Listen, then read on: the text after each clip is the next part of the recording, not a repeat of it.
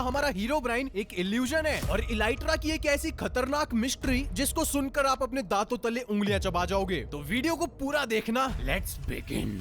कैसा होगा जब आपका भाई आपको घर से बाहर निकाल दे? भाई ऐसा ही कुछ हमारे इल्यूजनर के साथ हुआ था। इवोकर्स, विलेजर्स और इल्यूजनर्स एक टाइम पर ये भाई हुआ करते थे, लेकिन इल्यूजनर अपना इतना ज्यादा मैजिक यूज करता था जिसके कारण विलेजर्स और इवोकर्स ने परेशान होकर इसको अपने घर से बाहर निकाल दिया। लेकिन इल्यूजनर यहीं पर नहीं रुका, वो बाहर के प्लेयर्स को भी अपने मैजिक से बहुत ज्यादा परेशान करता था। एंड तभी इल्यूजनर को स्टीव दिखता है एंड इल्यूजनर बिल्कुल हूबहू स्टीव जैसा ही एक एंटिटी बना देता है, लेकिन उसकी आंखें बिल्कुल वाइट थी और वो एंटिटी हमारा हीरो ब्राइन था। इसका मतलब ऐसा भी हो सकता है हीरो ब्राइन एक इल्यूजन है, क्योंकि हम कभी भी उसको मार नहीं सकते, ना ही टच कर सकते हैं। आपको क्या लगता है इस बारे में? मेरे को नीचे कमेंट में जरूर बताना। एंड डायमेंशन के अंदर हमको एक रेयर आइटम मिलती है और वो है हमारा इलाइट्रा, क्योंकि ये हमारे ट्रैवलिंग के काम को 10 गुना ज्यादा आसान बना देता है। सिंपल सा रीजन है, आप हर बारी घोड़ों को थोड़ी ना इधर उधर लेकर निकल सकते हो, इसलिए हमको इलाइट्रा चाहिए होता है। लेकिन अब इस रेयर आइटम की आपको एक ऐसी यूनिक बात बताता हूँ जिसको सुनकर आप शॉक्ड होने वाले हो।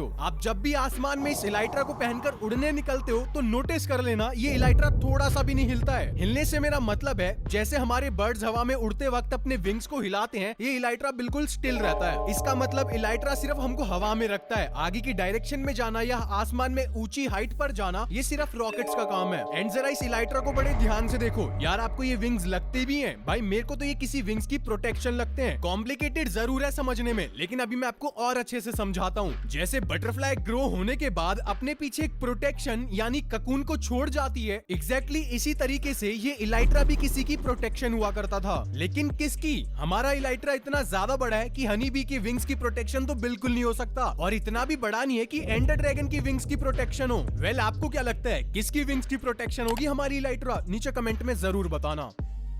आजकल माइनक्राफ्ट में एक अंडा बहुत ज्यादा फेमस हो रहा है, और यहाँ पर मैं मुर्गी के अंडे की बात नहीं कर रहा हूँ, मैं बात कर रहा हूँ स्निफर एग के बारे में। और ये अंडा हमको सस्पिशियस ग्रेवल या सस्पिशियस सैंड के ऊपर ब्रश मारने से मिलता है। लेकिन यार ये अंडा आया कहाँ से है? इसको जानने के लिए आपको माइनक्राफ्ट के काफी साल पीछे जाना पड़ेगा। ये ऐसा वक्त है जिस टाइम माइनक्राफ्ट में बहुत सारे स्निफर्स हुआ करते थे, एंड ये स्निफर जमीन के अंदर से काफी सारी एंशिएंट सीड निकाला करते थे, और उस टाइम पर ये सीड बहुत ज्यादा कीमती हुआ करती थी। एंड ये सब चीज होते हुए एक बंदा देख लेता है जिसका नाम गैब्रियल था, और वो उन सारे स्निफर्स को पकड़कर अपने फार्म के अंदर ले आता है ताकि वो सारे स्निफर्स इसके लिए एंशिएंट सीड निकाल कर दे। और गैब्रियल विलेजर्स के पास जाकर एंशिएंट सीड के बदले काफी सारे एमरल्ड्स ले लेता था। एंड ऐसे करते करते गैब्रियल के पास बहुत सारे एमरल्ड्स हो गए। लेकिन एक दिन ऐसा आता है जब स्निफर्स ने सीड्स निकालना बंद कर दिए, क्योंकि जमीन के अंदर से सारे सीड्स खत्म हो गए थे। एंड इस चीज से गैब्रियल बहुत ज्यादा परेशान हो जाता है, क्योंकि अगर उसको एंशिएंट सीड नहीं मिलेगी तो उसको एमरल्ड्स भी नहीं मिलेंगे।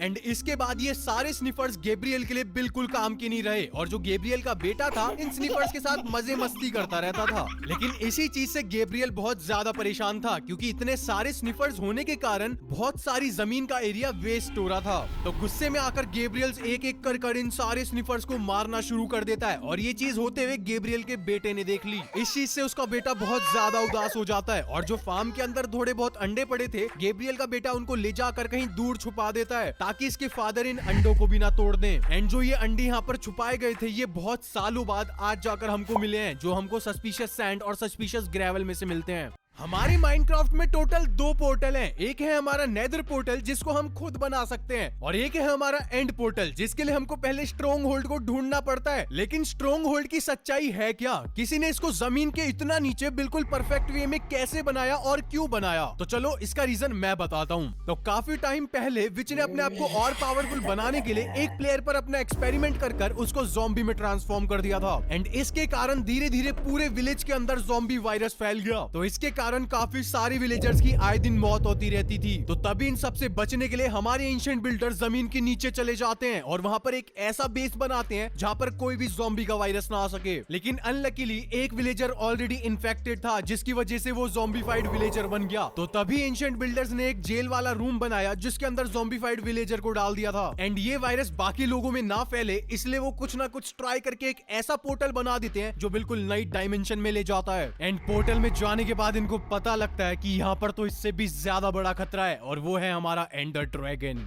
माइनक्राफ्ट के अंदर मेरे को वुल्फ के लिए बहुत ज्यादा बुरा लगता है, और ऐसा क्यों है इसके लिए मैं आपको एक छोटी सी स्टोरी समझाता हूँ। जब भी आप एक नए वर्ल्ड के अंदर जाते हो तो आप अपने लिए टूल्स बनाते हो, और बेड भी बनाते हो, और फिर अपने लिए घर भी बना लेते हो, और ऐसे करते करते आप अपने साथ एक वुल्फ को भी पाल लेते हो। ऐसा हर एक प्लेयर करता है, और वुल्फ भाई हमारा बहुत अच्छा दोस्त बन जाता है, क्योंकि ये ज़ॉम्बी वॉम्बी की पंटर गैंग से हमको बहुत ज्यादा प्रोटेक्शन देता है। लेकिन दोस्तों, आपने कभी सोचा है जब भी आप अपने वर्ल्ड को लीव कर जाते हो तो वो वुल्फ आपका हमेशा के लिए वहीं पर बैठकर वेट करता है, एंड ये वही वुल्फ है जो आपके साथ